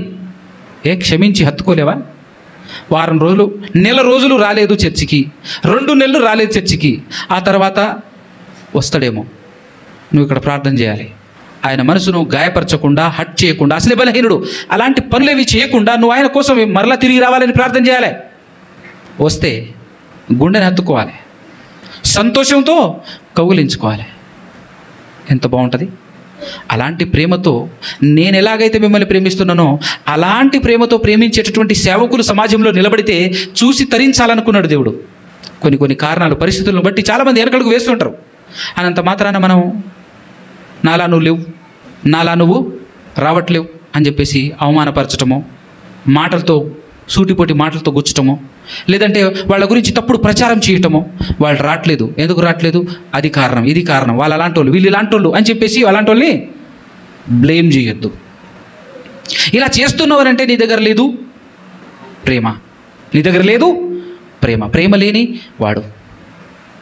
నిజం చెప్పనా, స్టార్టింగ్లో అనుభవం సేవలో లేనిటువంటి కాలంలో నేను అలానే ప్రవర్తించా. చాలామందిని పోగొట్టుకున్నా. దినాలు గడుస్తున్న కొద్ది అనుభవం వస్తుంది. ఒక్కసారి దేవుడు ఇశ్రాయేలును ఎలా ప్రేమించాడో ఆ చరిత్ర అంతా చదివితే ఆయన ప్రేమ కనబడుతుంటుంది. ఆయనే ఆ రేంజ్లో ప్రేమిస్తుంటే నువ్వు ఏ పాటి వాడివి? ఆయన ప్రేమ ఎలాంటిదనంటే, ఒక్క మాటతో మన ఫ్యూజులు అవుట్ అయ్యేటటువంటి మాట చూపిస్తాను, అది ఆయన ప్రేమ. మరి నీ ప్రేమ ఏంటో ఒక్కసారి ఇర్మియా గ్రంథం 3వ అధ్యాయం 1 నుంచి. మరియు ఒకడు తన భార్యను త్యజించగా, అంటే విడాకులు ఇచ్చేసాడు. ఇవ్వగా, త్యజించగా అంటే విడాకులు ఇచ్చాడు, విడిచిపెట్టేశాడు. త్యజించగా ఆమె అతని యొద్ద నుండి తొలగిపోయి వేరొక పురుషునిదైన తర్వాత ఇంకొక ఆయన్ని పెళ్లి చేసుకుని పోయి చేరిన తర్వాత అతడు ఆమె యొద్దకు తిరిగి చేరునా? మరలా వెళ్తాడా? తన భార్యను వదిలేస్తే ఆ భార్య ఇంకొకరిని పెళ్లి చేసుకుంది. పెళ్లి చేసుకున్న తర్వాత ఈ భర్త, మొదటి భర్త ఆ భార్య దగ్గరికి వెళ్ళొచ్చా? వెళ్తాడా? వెళ్ళడు. అలాగూ జరుగు దేశము బహుగా అపవిత్రమగును కదా అంటున్నాడు. ఈ విధానం ఏ దేశంలో అయితే జరుగుతుందో ఆ దేశం అపవిత్రమైపోతుంది అని అంటున్నాడు దేవుడు. మనం ఏమంటాం చెప్పండి? చిన్నగా ఒక మాట, మనం ఇంకా డీప్గా వెళ్దాం ఇందులో ఎక్స్ప్లెనేషన్లో. ఎవడైనా భార్యను వదిలేశాడు, ఆవిడ ఇంకా వదిలేసిండు కదా అని చెప్పేసి వేరే భర్తను పెళ్లి చేసుకుంది. పెళ్లి చేసుకున్న తర్వాత ఆ మొదటి భర్త వచ్చేసి ఇంకా నువ్వు నాతో రావాలి, నువ్వు నా దగ్గరికి రావాలి అని చెప్పేసి అన్నాడు అనుకో, మనలాంటి వాళ్ళు పోయి ఏం చెప్తాం చెప్పండి? పచ్చిగా మాట్లాడుకున్నాం. మనలాంటి వాళ్ళు పోయి ఏం చెప్తాం చెప్పండి? సిగ్గులే ఎదురా ఏడబెట్టి వచ్చినవరా సిగ్గు, అవునా కదా? అలాగూ జరుగు దేశము బహుగా పవిత్రమగును కదా. అయినను నీవు అనేకులైన విటకాండ్రతో విభిచారము చేసినను, ఇజ్రాయెల్తో మాట్లాడుతున్నాడు, మీరు అనేకులైన విటకాండ్రతో విచారం చేసినను నా యొద్దకు తిరిగి రమ్మని యెహోవా సెలవిచ్చుచున్నాడట. బాబా, దేనితో కొలవగలవు ఈ ప్రేమను? ఎలా కొలవగలవు ఈ ప్రేమను? ఉందా నీ దగ్గర ఇలాంటి ప్రేమ? ఈరోజు సేవకులు ఏం చేస్తున్నారో తెలుసా? 4 రోజులు రాకో, మా చర్చికి రాకో, అవసరం లేదు నువ్వు, అంత ఇదే నువ్వు, దేవుని కంటే కూడా నువ్వా? అంత పవిత్రమైనటువంటి రేంజ్ అనేది, అంత భక్తి పరుడువా నువ్వు? ఓవర్ బిల్డప్ కాదు ఇది. ప్రేమించు, వస్తే స్వీకరించు. అందుకోసమే దేవుడు కొత్త నిబంధనలో యేసుక్రీస్తు ద్వారా ఏమని మాట్లాడాడు తెలుసా?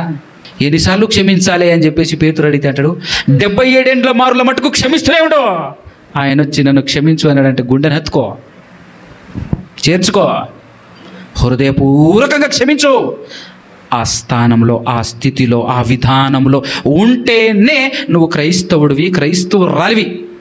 అదే లేకుండా పటమని దూరం చేసుకుంటూ పోతే, శత్రువును సైతం ప్రేమించాలి, అది క్రైస్తవుని స్థితి.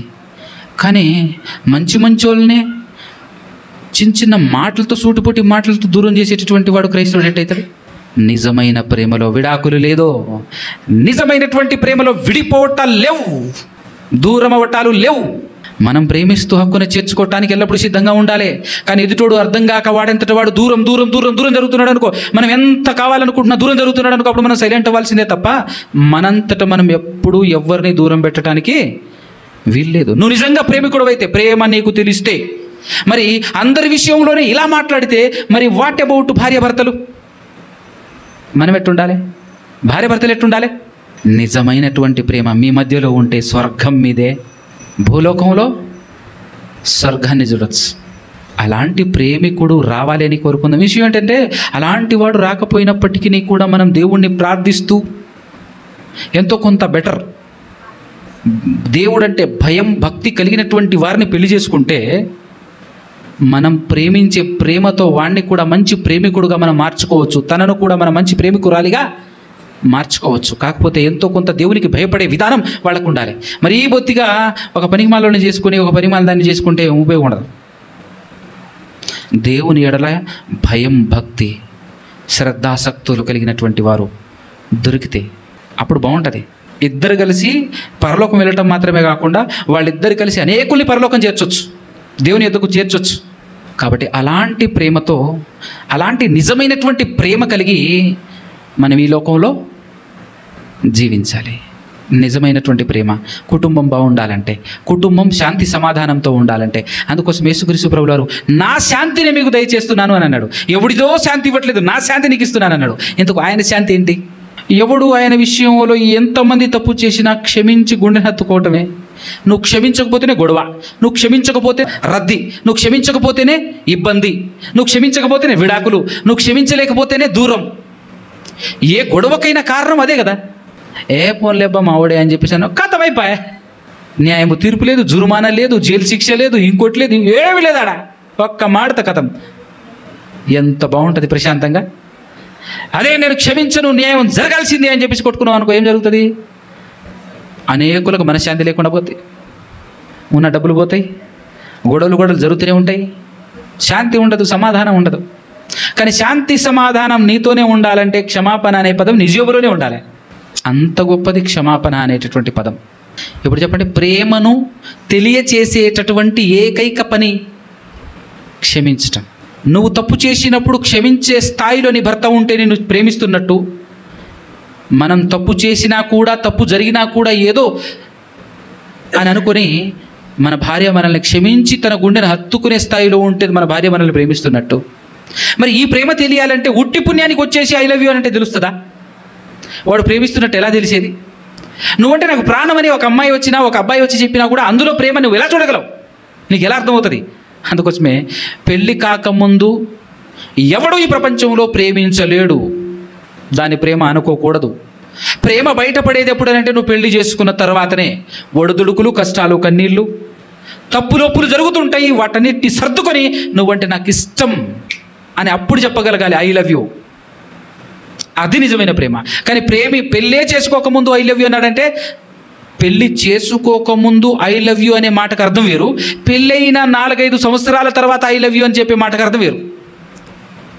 పెళ్ళి కాకముందు, పెళ్ళికి ముందు ఐ లవ్ యూ అన్నాడంటే నిన్ను నేను పచ్చిగా మోసం చేస్తా వస్తావా, అది దాని అర్థం. పెళ్ళి కాకముందు ఎవడైనా వచ్చి ఐ లవ్ యూ అన్నాడంటే దాని అర్థం ఏంటో తెలుసా? నిన్ను వాడుకుంటా వస్తావా, అది దాని అర్థం. అదే పెళ్ళైన తర్వాత 2 సంవత్సరాల తర్వాత అన్ని ఒడిదుడుకులు, కష్టాలు, బాధలు, తప్పులు, ఒప్పులన్నీ జరిగిన తర్వాత అప్పుడు ఐ లవ్ యూ అని అనుకో, అది దానికి రియల్ మీనింగ్, దాని బలం వస్తుంది అప్పుడు ఆ మాటకు. నిజమైన ప్రేమ అది. అప్పుడు దాని అర్థం, నీకోసం నేను చివరి వరకు జీవితాంతం నేను భరించడానికి సిద్ధం, అది దాని అర్థం. జీవితాంతం నిన్ను మొయ్యటానికి నేను సిద్ధం, అది దాని మీనింగ్. పెళ్ళైన తర్వాత 2-3 సంవత్సరాల తర్వాత చెప్తే, 2-3 సంవత్సరాలు ఎందుకంటున్నానంటే ఆ లోపు చాలా తగలాల్సినవి తగులుతాయి, అన్నీ వస్తాయి. వాటన్నింటిని తట్టుకొని నిలబడగలిగి అప్పుడు కూడా ఐ లవ్ యూ అంటే బలం వస్తుంది దానికి. కానీ అంతకుముందు ఎవడు కూడా ఐ లవ్ యూ చెప్పినా అది ఒట్టి మోసం, దగ అనే విషయం ప్రతి పురుషుడు, ప్రతి యవ్వనస్తుడు, ప్రతి యవ్వన స్త్రీ తెలుసుకోవాలి ఈ మాటలు. నిజమైనటువంటి ప్రేమ ఏవి ఇచ్చినా అందులో ప్రేమ ఉండదు. క్షమించగలిగితేనే ప్రేమ ఉన్నట్టు. నిన్ను భరించగలిగిన నాడు అది ప్రేమ. నువ్వు చేసే తప్పులను సహించి నిన్ను హక్కున చేర్చుకున్న నాడు అది ప్రేమ. చిన్న చిన్న మిస్టేక్లకే దూరం పెడితే అది ప్రేమ కాదు, అది వాడుకోవటం అంటారు. ఇలాంటి పనులు ఎవరు చేయొద్దు. మరి ముఖ్యంగా అవగాహన ఉండాలి మనకు ప్రేమ పట్ల. ప్రేమ గురించిన అవగాహన మనకుంటే సక్సెస్ సాధిస్తాం జీవితంలో. ప్రేమిద్దాం, ప్రేమింపబడాలి, ప్రేమించాలి, ప్రేమించబడాలి అని అంటే ప్రేమ గురించి ఫస్ట్ తెలియాలి. సింపుల్గా చెప్పండి, అందరికీ ఈజీగా అర్థమవుతుంది. నిన్ను నువ్వు ఎంతగా ప్రేమిస్తున్నావు ఒకసారి గుర్తు తెచ్చుకో, అదేనా ప్రేమ అనాలి. అదే ప్రేమ. నిన్ను నువ్వు, ఈ చేయి నా మాట వినట్లే, ఈ కాళ్ళు నా మాట వినట్లే, ఇక్కడ దీన్ని గోసి తీసి అనగలమా? ఎంత దెబ్బ తగిలినా, తెగి అవతల పడిపోయినా జాయింట్ చేయడానికి ట్రై చేస్తుంటాం తప్ప వదిలేయటానికి ఎన్నడూ మనం ఇష్టపడం. పైగా వదిలేసాం, పోయింది అనుకుండే, చేయి తీసేశారు, వల్ల పడట్లేదు, కనెక్ట్ అవ్వట్లేదు, వల్ల పడట్లేదు అని అన్నప్పుడు ఆ చేయిని చూసుకుంటూ ఏడుస్తుంటాడు, ఎంత బాధపడుతుంటాడు. అది ప్రేమ. అలా ప్రేమించు నీ భార్య అని అంటున్నాడు దేవుడు. అలా ప్రేమించలేకపోతే గమనించు, అలా ప్రేమించలేకపోతే ప్రేమించడానికి ప్రయత్నించి మార్చుకొని. మనసు భయంకరమైనది మనసు, అదే అసలు శత్రువు మనకు. ఎదుటోడు ఏదైనా మన గురించి మాట్లాడినాడు అనుకో, వెంటనే రాతి గుండెలా మారిపోతుంది, రాయిలా మారిపోద్ది, ఇనుములా మారిపోద్ది. గట్టిగా మాట్లాడు అంతే. రాని వాళ్ళ ఇంటికి అంతే, వాళ్ళ ఇంటికి నేను పోనంతే. మార్చుకో, దాన్ని మార్చుకొని ప్రేమించు. మరలా తిట్టినోని ప్రేమించు, దూషించినోని ప్రేమించు, నేను కొట్టినోడిని కూడా ప్రేమించు. నిన్ను వల్లే నీ ప్రేమించు, నీ పొరుగు వారిని అన్నాడు. నీతో పాటు మంచి గుండెల్ని ప్రేమించు అని అనలే. చెడ్డ వాళ్ళని, మంచి వాళ్ళని తేడా లేకుండా అందరిని ఏకరీతిగా ప్రేమించగలిగేటటువంటి వాడు నా కుమారుడు అన్నాడు దేవుడు. ఆయన కూడా అట్లాంటోడే, ఆయన కూడా మన నాన్న అట్లాంటోడే. కాబట్టి అరే నువ్వు నాకు బిడ్డ అవ్వాలంటే, నువ్వు నాకు కుమారుడు అవ్వాలంటే మంచోడు చెడ్డోడు అని తేడా లేకుండా అందరిని ప్రేమించరా. అందరిని ప్రేమించిన నాడు నువ్వు నా కుమారుడివి, లేకపోతే నువ్వు నా కుమారుడివి కాదు. అందుకోసమే అన్నమాట, శత్రువును కూడా ప్రేమించాడురా నా కుమారుడు. ఇందులో మతం కనపడుతుందా? ఈ ప్రపంచానికి తెలియాలి, ఇందులో మతం ఉందా? ప్రపంచానికి మతం రంగు పూసుకొని బతుకుతున్న ప్రపంచానికి ప్రేమను గురించిన పరిపూర్ణమైన అర్థాన్ని పరిచయం చేస్తుంది బైబిల్. రండి, ఈ ప్రపంచంలో ఎవడైతే ఉంటాడో క్రైస్తవ్యం మతం అని చెప్పి క్రైస్తవ్యాన్ని ద్వేషించేటటువంటి బుద్ధిహీనులందరూ కూడా ఈ మాటలు వినాలి. ప్రపంచం శాంతి సమాధానంతో బ్రతకటానికి కావలసిన అసలు సిసలైనటువంటి అద్భుతమైన ఆయుధాలను నీ చేతికి అందించేటటువంటి అద్భుతమైనటువంటి గ్రంథం ఇది. నిజమైన ప్రేమకు నిర్వచనం బైబిల్ ఒకటే ఇచ్చింది, క్రైస్తవ్యం మాత్రమే ఇవ్వగలదు. ప్రపంచంలో ఎక్కడైనా ఉంటే చూపి, ఛాలెంజ్. ప్రపంచంలో ఏ పుస్తకంలో ప్రేమకు నిర్వచనం ఇచ్చిందో చూపి. ఈ ప్రేమతో ప్రేమిస్తే ప్రపంచం ఎంత బాగుంటుంది, ప్రపంచంలో గొడవలే ఉండవు. ఇంత మంచి ప్రేమను ప్రపంచానికి పరిచయం చేసినటువంటి క్రైస్తవ్యాన్ని మతం అన్నవాడికి మతే లేదు అని చెప్పాలి మనం. అందుకోసమే పిలుస్తున్నాను, రా, నువ్వెవడవైనాగా క్రీస్తు దగ్గరికి, బైబిల్ దగ్గరికి రా. నిజమైన ప్రేమతో ప్రేమిస్తూ, నిజమైన ప్రేమతో ప్రేమింపబడుతూ బ్రతుకు. ప్రేమకు నిర్వచనం తెలుసుకొని జీవించు. నిజంగా ఇది తెలిస్తే ఈ ప్రపంచంలో ఏ యవనస్తుడు మోసపోతాడు, ఏ యవన స్త్రీ మోసపోద్ది. ఈ పాఠాన్ని విని దీని ప్రకారంగా బ్రతికితే ఏ స్త్రీ మోసపోదు, ఏ పురుషుడు మోసపోడు. దీన్ని మరిచిపోతే మాత్రం, దీన్ని వినకుంటే మోసపోతారు. ఈ పాఠం వినకుంటే మోసపోతారు, ఈ పాఠాన్ని అనుసరించకపోతే మోసపోతారు. విని అనుసరించాలి, అంత గొప్పది. కాబట్టి ఈ లెక్కల ప్రకారంగా మనం ప్రేమిద్దాం. మన భార్య మనల్ని ప్రేమించకపోయినా ప్రేమిద్దాం, మన భర్త మనల్ని ప్రేమించకపోయినా ప్రేమిద్దాం. వాళ్ళు మారుతారు ఖచ్చితంగా. తిరిగి ఏదో ఒక రోజు మరలా తిరిగి ప్రేమిస్తారు. అది దేవుడు చెప్పినటువంటి వాగ్దానం. ప్రేమించంతే, ఎక్స్పెక్ట్ చేయకు, ప్రేమించు. దేవుడు ప్రేమిస్తూనే ఉన్నాడు. ఓకేనా? రాత్రి చెప్పిన పాఠం పార్ట్ 1 అయితే ఇది పార్ట్ 2. ప్రేమ ఎంత గొప్పది. అందుకోసమే 13వ అధ్యాయంలో మొదటి కొరింథీ పత్రికలో ప్రేమ గురించి ఏమేమి చెప్పాడో ఒక్కసారి ఆ లైన్ చదువుకొని మనం ప్రార్థన చేసేసుకుందాం. మనం ఎంతవరకు చదివాము? 4 వరకు చదివాము, అంతేనా? 3 వరకు చదివామా? మొదటి కొరింథీ పత్రిక 3వ అధ్యాయంలో ప్రేమ గురించినటువంటి ఆ మాటలు ఇప్పుడు అర్థమవుతుంది మనకు. అప్పుడు ఎందుకు చదివించలేదని అంటే అప్పుడు చదివినా అర్థం కాదు, ఇప్పుడు అర్థమవుతుంది. చూడు, 4వ వచనం నుంచి చూడండి. ఇప్పుడు 13వ అధ్యాయం 4వ వచనం నుంచి, ప్రేమ దీర్ఘకాలం సహించునంట. అది సహించటం ప్రేమ. నీ భార్య నువ్వు సహిస్తున్నావా? నీ భర్త నువ్వు సహించగలుగుతున్నావా? దీర్ఘకాలం అంట. అది కూడా 4 రోజులు కాదు, చచ్చేంత వరకు భరించాలి, సహించాలి. అది ప్రేమ. ప్రేమ దీర్ఘకాలం సహించును, దయ చూపించును. ప్రేమ మత్సరపడదు, ప్రేమ డంబముగా ప్రవర్తింపదు, ప్రేమ ఉప్పొంగదు, అమర్యాదగా నడవదు, స్వప్రయోజనం విచారించుకొనదు, త్వరగా కోపపడదు, అపకారమును అంటే కక్షను మనసులో ఉంచుకోదు, దుర్నీతి విషయమై సంతోషపడక సత్యమును సంతోషించును. ఇవి ఉంటాయట ప్రేమ ఉంటే. దీనికి వ్యతిరేకంగా ఉందనుకో వాడి ప్రేమే లేదు. మత్సరపడటం, ఉప్పొంగటం, అమర్యాదగా మాట్లాడటం కదా, డంబముగా ప్రవర్తింపటం, మత్సరపడటం, దయ లేకుండా ఉండటం, దీర్ఘకాలం సహించలేకపోవటం, ఓపిక పట్టలేకపోవటం, ఇదంతా చూస్తే ఆడి దగ్గర ఏడుంది ప్రేమ అనాలి మనం. సహించగలగాలి. నీ భార్యనైనా భర్తనైనా తోటి సహోదరులనైనా సహించాలి, భరించాలి. అంటే దూరం పెట్టుకోకూడదు, సూటిపట్టి మాటలతో పొడిచి దూరం పెట్టొద్దు. ప్రేమ ప్రేమ ఏం చేస్తుందో చెప్పాడు. ప్రేమ అంటే ఏంటో చెప్పాడు ఇక్కడ. ఆస్తి అంతా ఇచ్చేసినంత మాత్రాన ప్రేమ కాదు నాయన. నువ్వు భరిస్తే ప్రేమ, నువ్వు సహిస్తే ప్రేమ, నువ్వు దయ చూపిస్తే ప్రేమ, నువ్వు ఎదుటివాడిని మర్యాదిస్తే ప్రేమ. మా ఊరు దగ్గరలో 100 ఎకరాలు ఇచ్చాడని చెప్పాను కదా. 100 ఎకరాలు ఇచ్చాడు, వాళ్ళందరినీ బానిసలు ఇచ్చాడు. ఒరే బుచ్చిగా, ఒరే గుచ్చుగా, ఇటు రారా అంటాడు. అంతే, పుచ్చుగా గుచ్చుగా అని చెప్పి పిలుస్తాడే, రారా అని అంటాడు. దండాలు వేసుకో, ఆ చెప్పోయి అని పరిగెత్తుకుంటూ వస్తాడు కాళ్ళ దగ్గర. ఆయన ముందు కింద కూడా పైన కూడా కూర్చోరాలి. అది ఎట్టయితుంది ప్రేమ? అందులో ఏడుంది ప్రేమ? నిన్ను వలే నీ పొరుగు అని ప్రేమించినప్పుడు నీతో పాటు పక్కన కూర్చోబెట్టుకో చూద్దాం దమ్ముంటే. నిన్ను వాళ్ళు అయ్యగారు అన్నట్టు నువ్వు అయ్యగారు అని దమ్ముందా? అది ప్రేమ. అందుకోసమే ప్రేమ అంటే పైన ఏదో ఇచ్చాడు, ఏదో చేశాడు, ఏదో ఉంది, దాన్ని బట్టి ప్రేమ అనుకోక నాయన. కింద చూడు ప్రేమ అంటే ఏంటో చెప్తున్నాడు దేవుడు. దీర్ఘకాలం సహిస్తుంది, ఉప్పొంగదు, ఏం చేయదు, త్వరగా కోపపడదు, అమర్యాదగా నడవదు, డంబముగా ప్రవర్తింపదు, మత్సరపడదు, కక్షను మనసులో ఉంచుకోదు. బా ఏం చెప్పిందండి బైబిల్ ప్రేమ అంటే? నిజమైన ప్రేమకు నిలువెత్తు నిదర్శనం యేసుక్రీస్తు ప్రభుల వారు. ప్రేమను చూపించాడు, దేవుని ప్రేమను కనబరిచినటువంటి వ్యక్తి యేసుక్రీస్తు ప్రభుల వారు. ఆయన బ్రతుకులు అలా బ్రతికాడు.